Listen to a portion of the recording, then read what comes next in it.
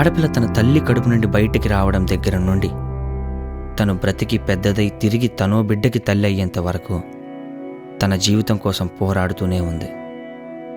ఇలా పోరాడుతూ ఉంటే ఇక తన నిజమైన జీవితాన్ని జీవించేది ఎప్పుడు? వాళ్ళు సంతోషంగా ఉండడం కోసం మనమేం చేయలేమా?